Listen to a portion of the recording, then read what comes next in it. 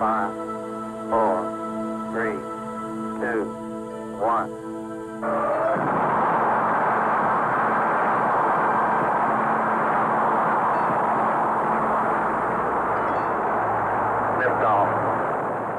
En 1960, le rêve ultime de voyage devient réalité.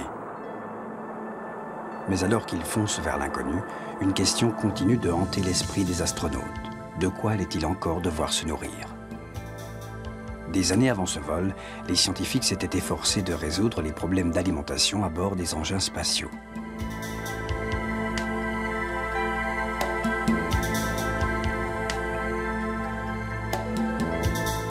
Trop volumineuse, se conservant mal, la nourriture fraîche ne pouvait être la solution. Les techniques de déshydratation des aliments apportèrent la solution. Volume réduit et excellente conservation.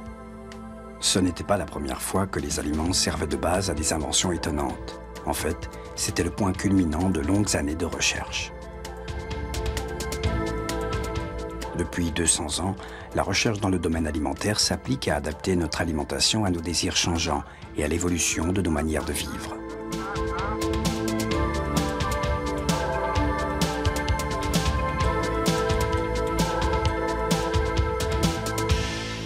Au début du XIXe siècle, il existait très peu de moyens de conserver la nourriture.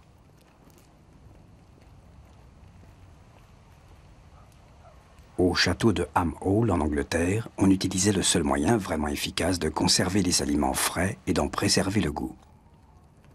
On découpait des blocs de glace dans les étangs gelés par l'hiver, puis, sur des kilomètres, on les transportait jusqu'à un endroit bien particulier, une sorte de chambre froide. Celle-ci est un des derniers exemples existants. Elle fut construite en 1800. À l'époque, on pouvait y empiler suffisamment de glace pour qu'elle dure toute une année. Les autres moyens de conservation étaient peu sûrs et trop souvent modifiaient le goût des aliments. Le seul problème de ces chambres froides, c'est qu'il fallait être très riche pour en posséder une.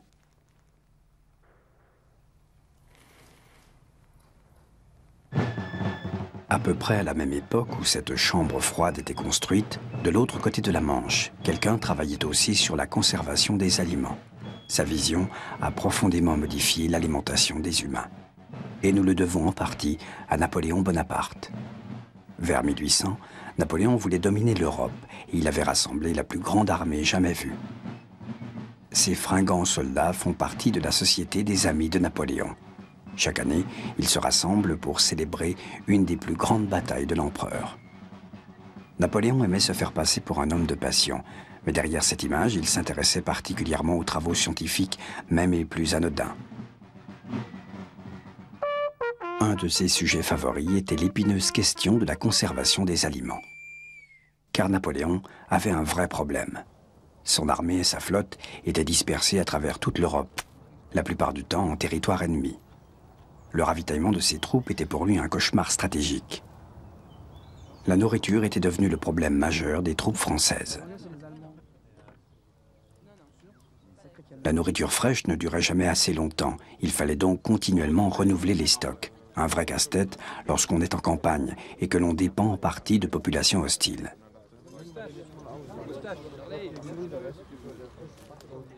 Les troupes disposaient de rations, principalement des biscuits secs. Avec un peu de chance, ils avaient de la viande salée ou séchée pour faire de la soupe. Après des années de rationnement sommaire, les soldats de l'Empire étaient sous-alimentés et fatigués. En 1810, le gouvernement de l'Empire offrit un prix de 12 000 francs à celui qui inventerait le procédé de conservation des aliments. Le lauréat s'appelait Nicolas Appert. Depuis longtemps, il avait une ambition. Pouvoir fournir à la population de la nourriture fraîche tout au long de l'année. Les travaux d'Appert sont exposés occasionnellement à la Cité des Sciences à Paris.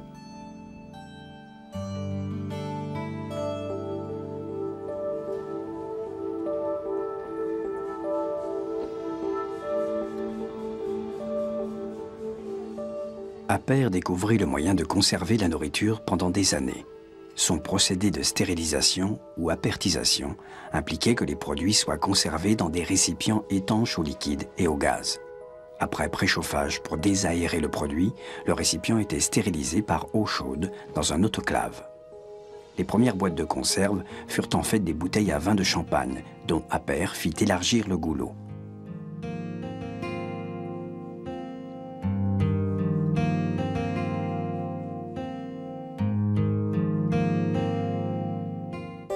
Il publia ses travaux, et à leur lecture, sa méthode paraît d'une incroyable simplicité.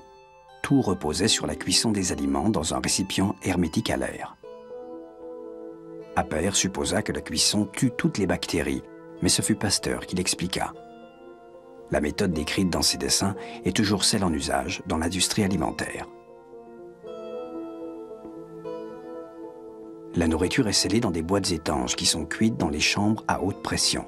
Le contenu est ainsi aseptisé par la chaleur. Napoléon pensa qu'il avait enfin la solution pour ravitailler ses armées.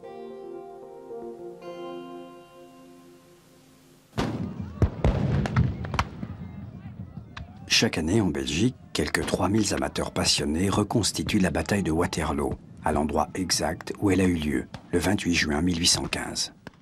L'ennemi juré de Napoléon était le duc de Wellington, le chef des armées anglaises.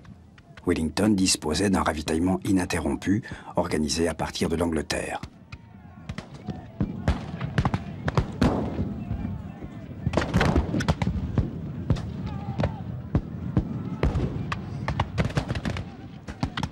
Appert ne put jamais fournir de conserve en quantité suffisante, et celles qui parvenaient aux troupes de l'empereur n'étaient pas adaptées aux conditions d'un champ de bataille.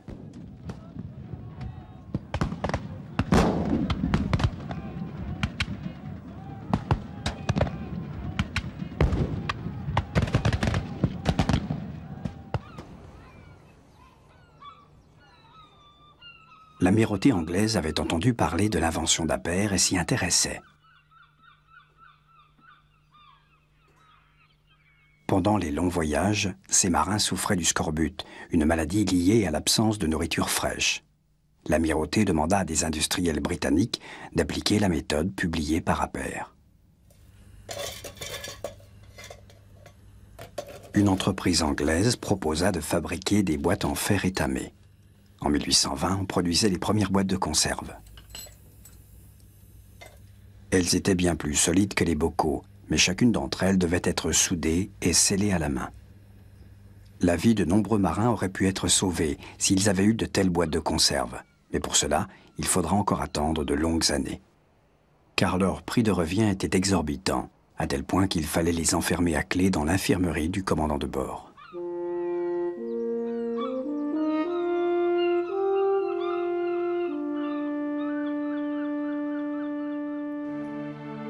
Mais il y avait un type de navigateur pour lequel la marine était prête à faire l'effort financier nécessaire. C'étaient les explorateurs. Puisqu'ils étaient les héros de la nation, ils méritaient le meilleur traitement.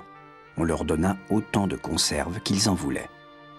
En 1845, l'amirauté anglaise envoya Sir John Franklin en mission au nord du Canada pour trouver le passage du Nord-Ouest.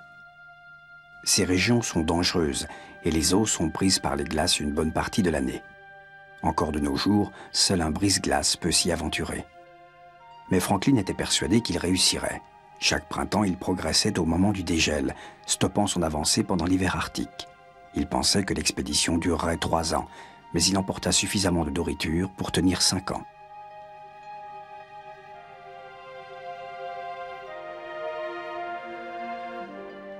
En 1847, comme beaucoup d'autres plus tard, son bateau l'Erebus fut encerclé par les glaces. Lorsqu'on comprit que Franklin ne reviendrait pas, on envoya une expédition à sa recherche.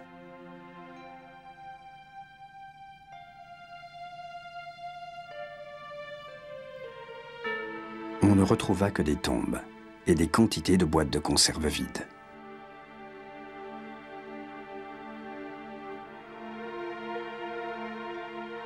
Qu'est-ce qui avait bien pu se passer? Pourquoi étaient-ils morts alors qu'ils avaient emporté 8000 boîtes de conserve? Une enquête révéla que la société qui avait fourni à Franklin les boîtes de conserve était en cause. Elle avait livré d'autres boîtes à la marine anglaise, toutes contaminées. Il s'agissait manifestement d'intoxication alimentaire.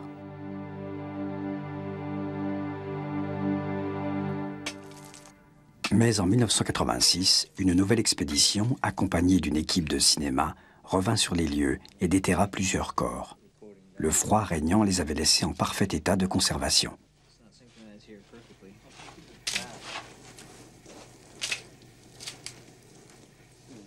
L'analyse des cheveux et des os prélevés sur les corps permit de constater une teneur très importante en plomb. Or, toutes les conserves de Franklin étaient scellées au plomb. Les aliments, en contact direct avec ce métal, s'étaient contaminés. Les membres de l'expédition étaient sans doute morts d'empoisonnement. Les boîtes de conserve étaient à nouveau en cause.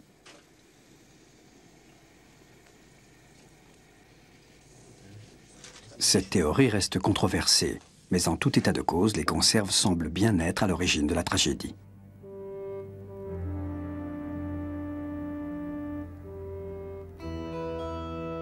En conclusion, en 1850, la conserve ne répondait pas aux problèmes alimentaires cruciaux du moment. Les populations urbaines de l'Europe avaient grossi de manière considérable. Partout, la nourriture manquait et les prix flambaient. La viande particulièrement était pratiquement inabordable.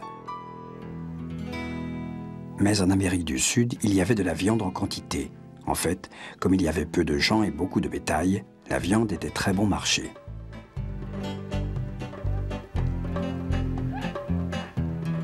Les excédents de bœuf sud-américains auraient parfaitement pu nourrir l'Europe. Mais en 1850, il n'existait aucun moyen pour les faire parvenir dans de bonnes conditions sanitaires. La réfrigération n'avait pas encore été inventée. Le voyage prenait alors 6 semaines, tout aurait pourri.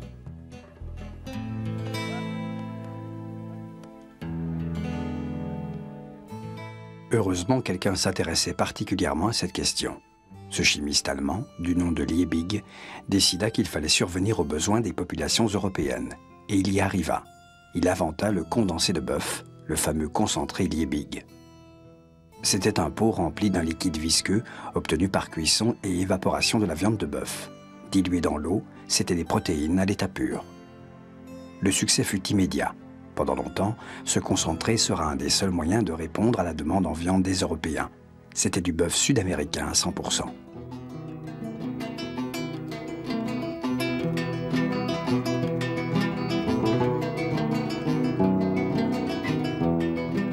Buscando el beso arrebole, es claro de que palpita y ve que en la tardecita empieza a caer el sol. Y ahora que me encuentro acá, tengo un solo pensamiento. Esta carne yo presiento recorriendo el mundo va.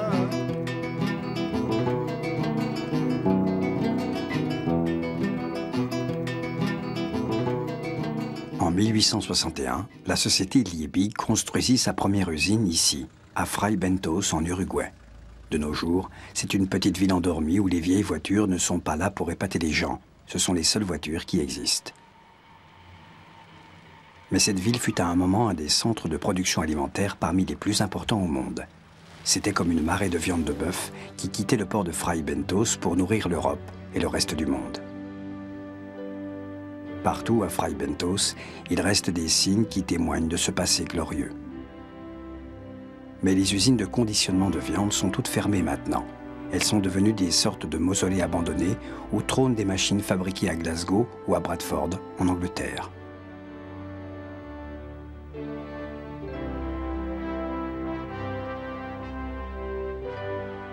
Après quelques années, le condensé Liebig n'était plus le seul produit qui sortait de ces usines.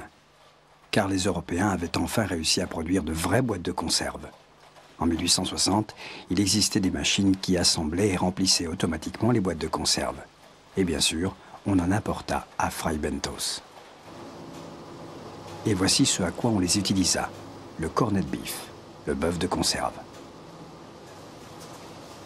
Liebig avait fait connaître le goût du bœuf, maintenant c'était la viande elle-même qu'on pouvait consommer.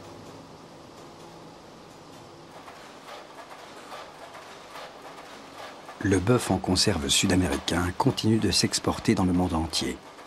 À son apogée, il créa une véritable révolution dans le monde. il semblait hygiéniquement bien supérieur à la viande des boucheries de l'époque.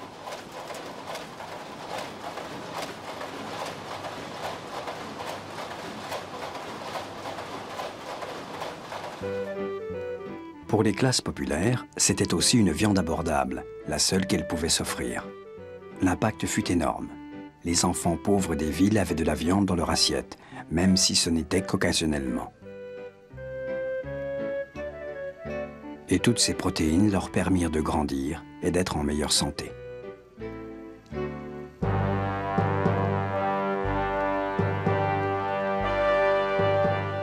L'effet de ces conserves de bœuf sur l'Uruguay fut tout aussi étonnant. Comme on le voit sur ces actualités de l'époque, Fray Bentos explosa littéralement. L'Uruguay était devenu un pays riche. On y développa même un des premiers systèmes de protection sociale au monde. Mais au moment où la conserve semblait devoir conquérir le monde, les premières techniques de réfrigération furent mises au point. Au départ, cette technologie était uniquement destinée à l'industrie de la viande. C'était idéal du point de vue de la conservation, car elle permettait aussi de préserver le goût et la texture des aliments. Le principe était le suivant.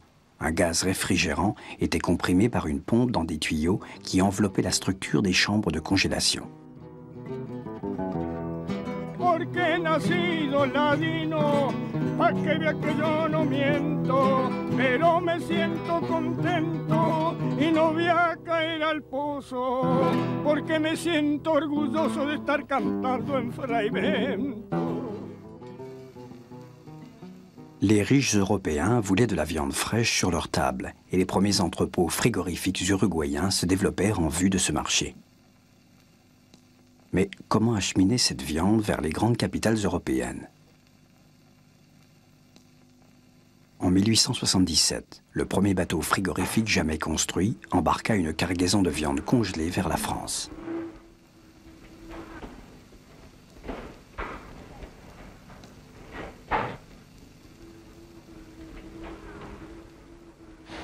La demande ne cessait de grandir et les usines uruguayennes tournaient à plein rendement. Mais elles ne trouvaient plus assez de viande sur place. Elles commencèrent à acheter massivement de la viande en Argentine.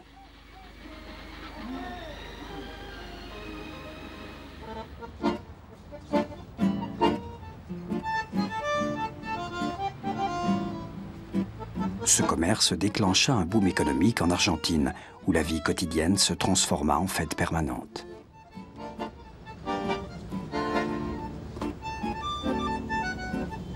Le tango, né à cette époque, devint extrêmement populaire dans le monde.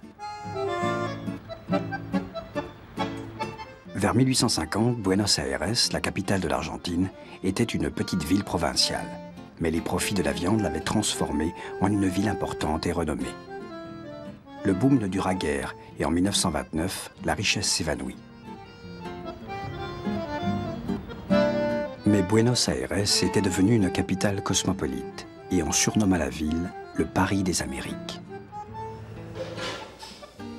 La gloire économique une fois passée, la viande resta de première importance pour le pays.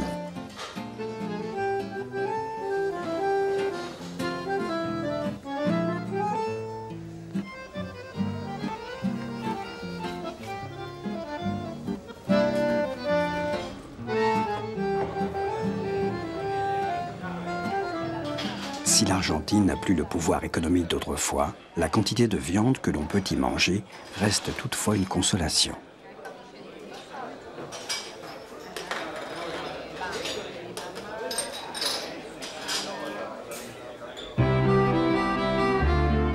La viande congelée eut un tel succès que les gens se mirent à penser qu'on pouvait tout congeler.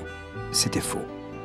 Dans les grandes plaines du Middle West américain, dès que le maïs est collecté, il est aussitôt transporté vers les usines pour être congelé. Mais jusque dans les années 1920, pour manger du maïs frais, il fallait vivre dans les régions de production. On ne savait pas comment congeler les légumes. Lors de la cuisson, il prenait un goût désagréable.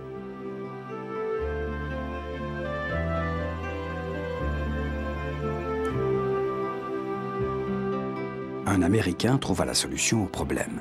Il s'appelait Clarence Birdseye.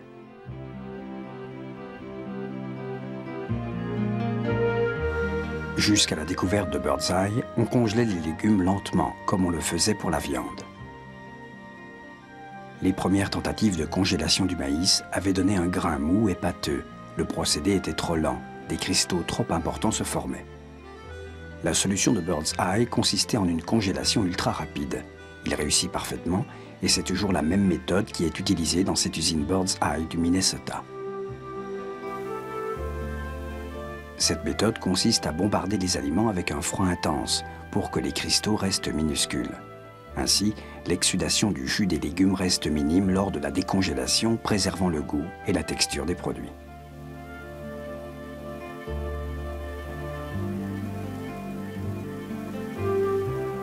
Vers les années 1940, Birdseye avait révolutionné la façon de manger de ses concitoyens.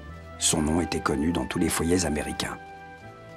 Il finit par vendre son entreprise et obtiendra une fortune pour l'utilisation de son nom sur les produits congelés. À partir des années 40, les développements technologiques servant à l'alimentation sont rapides et diversifiés. Ce qui avait été nouveau et révolutionnaire devenait anodin.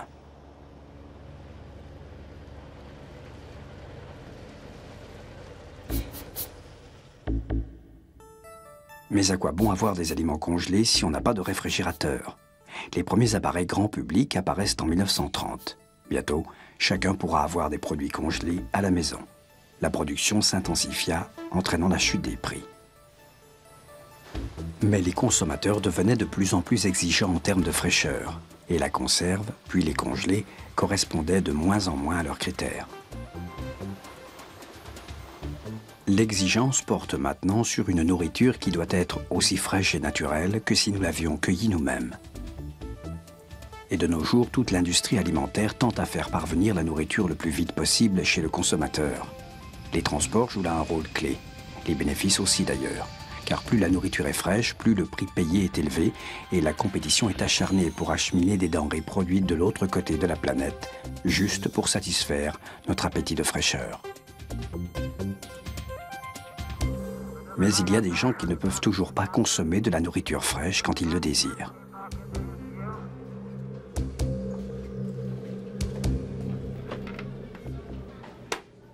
Le repas des astronautes pour 6,95 $ dans notre boutique de souvenirs. C'est délicieux.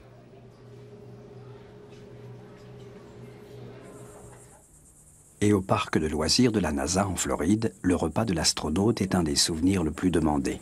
Chaque mois, les touristes achètent l'équivalent de ce qui a été utilisé pour toute la durée du programme Apollo.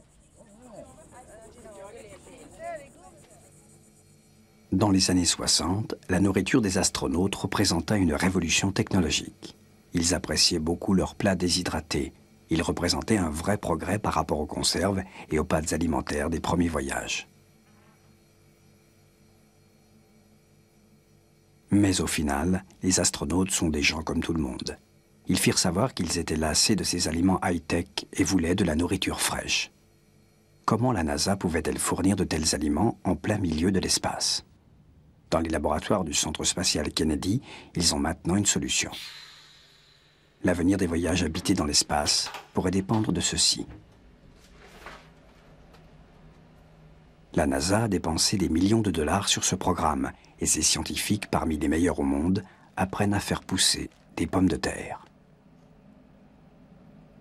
La technique utilisée s'appelle hydroponique, c'est-à-dire que l'on fait pousser des plantes sans sol. À la place, on utilise les eaux usées que l'on recycle. C'est un début, mais la NASA fonde de grands espoirs sur cette technique.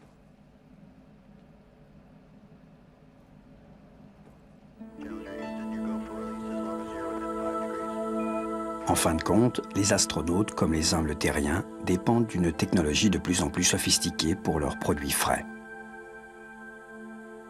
Les programmes futurs de la NASA portent sur des vols habités restant dans l'espace pendant des années. Stocker la nourriture sur de si longues périodes restera difficile, surtout si pour obtenir une si petite pomme de terre, il faut ce genre d'équipement. Pour un équipage complet, 40 de ces machines seront nécessaires. Il faudra beaucoup d'humour aux grands pionniers de l'alimentation moderne pour apprécier cette situation, selon laquelle des années de recherche technologique permettent de produire une simple pomme de terre dans l'espace.